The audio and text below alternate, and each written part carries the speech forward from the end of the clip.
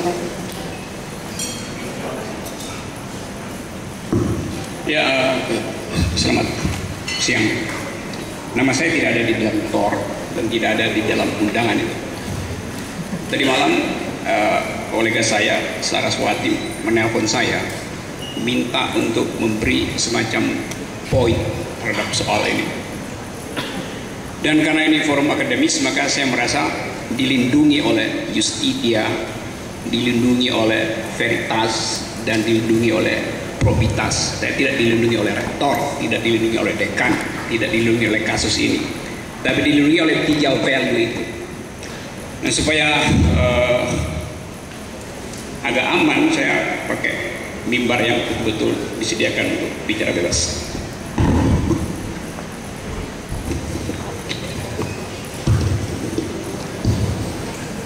Oke, judul dari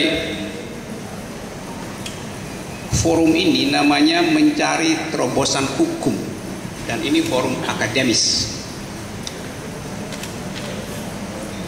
Tetapi fokusnya adalah soal RW mencari keadilan. Sebetulnya yang mencari keadilan bukan RW. Yang mencari keadilan adalah peradaban. Jadi ini bukan soal RW dan SS, tetapi penghinaan terhadap peradaban. Hanya karena ada relasi di mana kekuasaan itu surplus pada laki-laki dan defisit pada perempuan. Dan surplus pada laki-laki itu dari awal sudah dibenamkan di dalam cara berpikir kita tentang legal theory.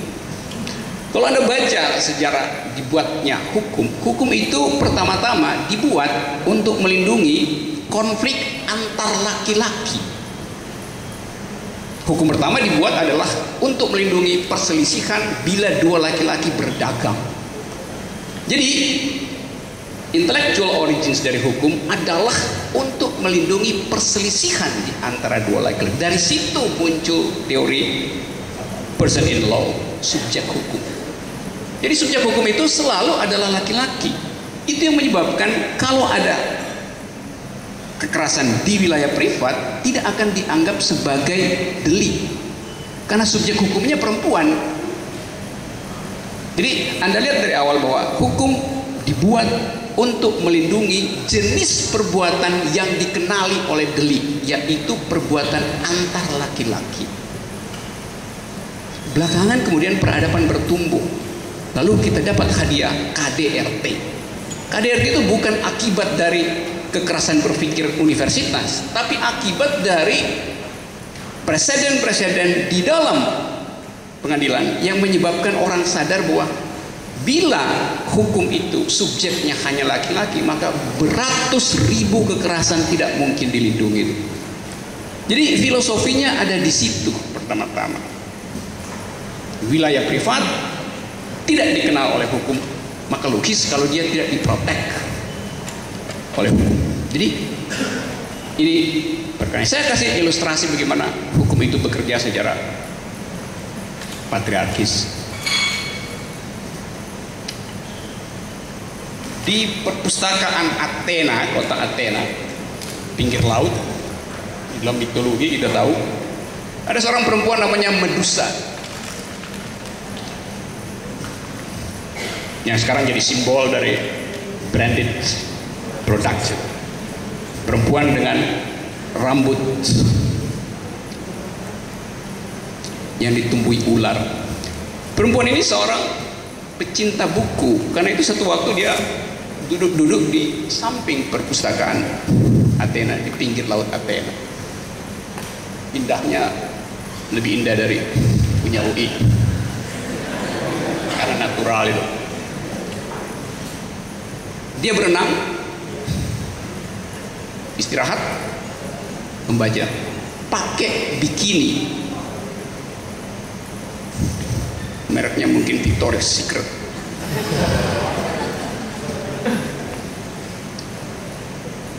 Setengah jam dia berenang, dia berhenti terus dia membaca. Tiba-tiba dari arah laut ada gelombang besar, lalu muncullah makhluk laki-laki berotot sempurna, six pack, dan dia tertarik dengan siluet karena udah agak senja dari sesosok perempuan, dan naluri dia mengatakan bahwa perempuan itu sendirian pakai bikini di pinggir laut artinya minta disetubuhi. Maka kita tahu di dalam cerita Poseidon namanya, sang dewa laut atau Neptunus, memperkosa Medusa. Medusa protes karena dia nggak kenal. Poseidon bilang, saya tahu Anda sedang membaca puisi yang berisi romance, dan Anda pasti terangsang karena baca puisi itu. Pinggir laut, menjelang senja, suasana romantis. Medusa diperkosa, Medusa lapor pada penyidik Athena.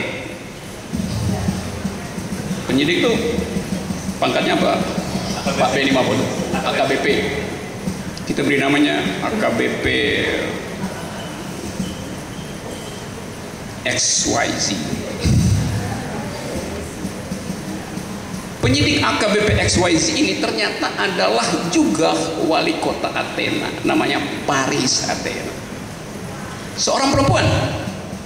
Lalu kata Paris Athena, tidak mungkin Anda diperkosa oleh Poseidon, pasti Anda flirting Poseidon, Anda pasti seduce Poseidon. Tidak ada saksi, maka jatuhlah hukuman pada Medusa bahwa Anda telah melanggar KUHP Athena, yaitu menampilkan emosi, gestur tubuh yang mengundang perkosaan. Hukumannya mengerikan. Medusa yang wajahnya, saya nggak bisa gambarin wajah Medusa, pokoknya kalau dia ikut Miss World, seluruh peserta nggak mau tampil karena kalah cantik. Seorang perempuan pintar, saya nggak mau bayangkan kepintaran dari Medusa.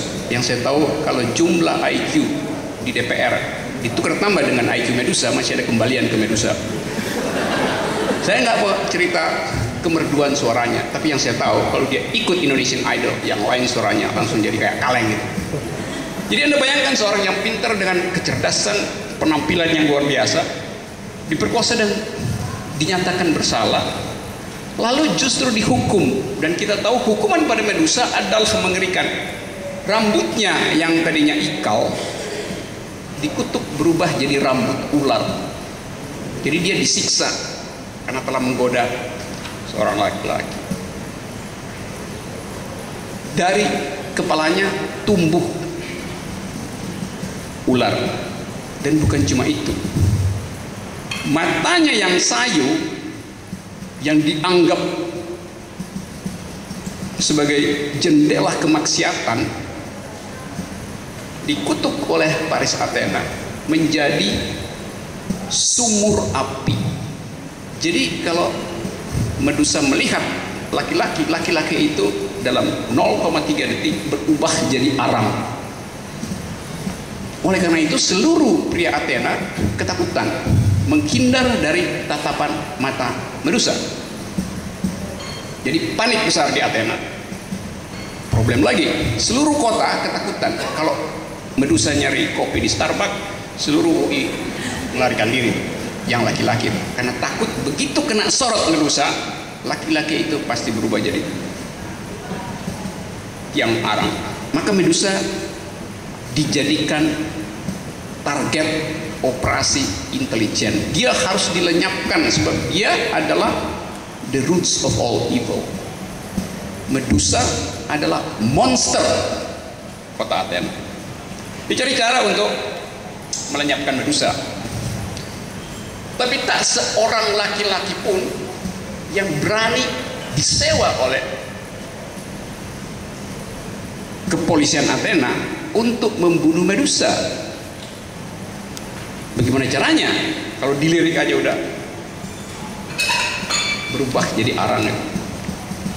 Dicari akal, diingatlah bahwa ada seorang pahlawan di Athena namanya Perseus, semacam komandan Kopassus Athena.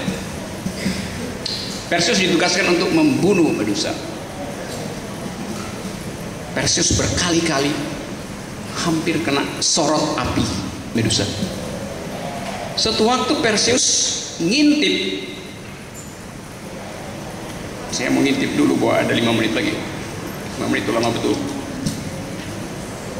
Kira 100 detik. Dia ngintip kamar Medusa dan dia tahu bahwa sebelum dia tidur, Medusa itu copot matanya supaya bisa tidur pulas. Pada saat itulah Perseus menyusup dan memenggal kepala Medusa.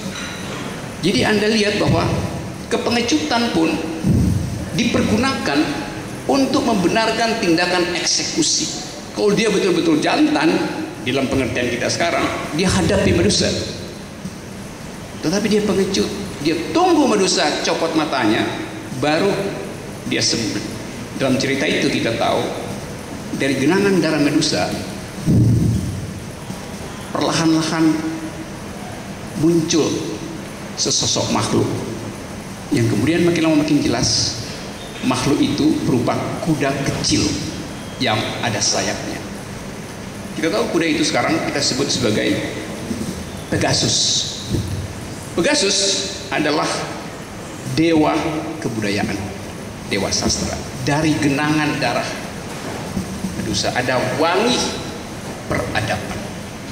Saya mau terangkan ini untuk memperlihatkan bahwa seluruh pengertian kita tentang hukum sebetulnya dari awal dilecehkan oleh cara berpikir patriarkis sampai hari ini. Yang kita sebut tadi berkas yang dibuat oleh polisi, dia diberkas memang melalui dalil-dalil patriarkis.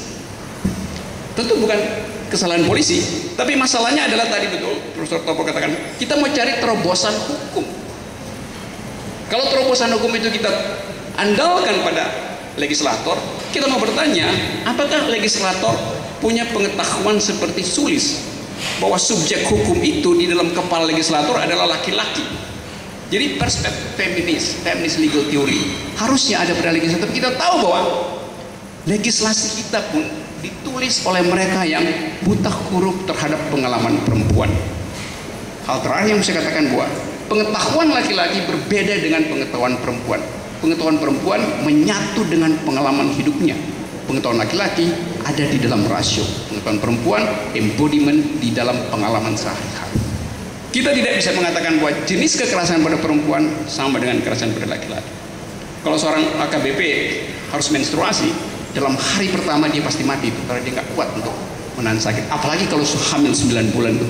Jadi perspektif ini yang sebetulnya di seluruh dunia sedang diupayakan untuk jadi dalil baru dalam upaya mencapai hukum yang adil.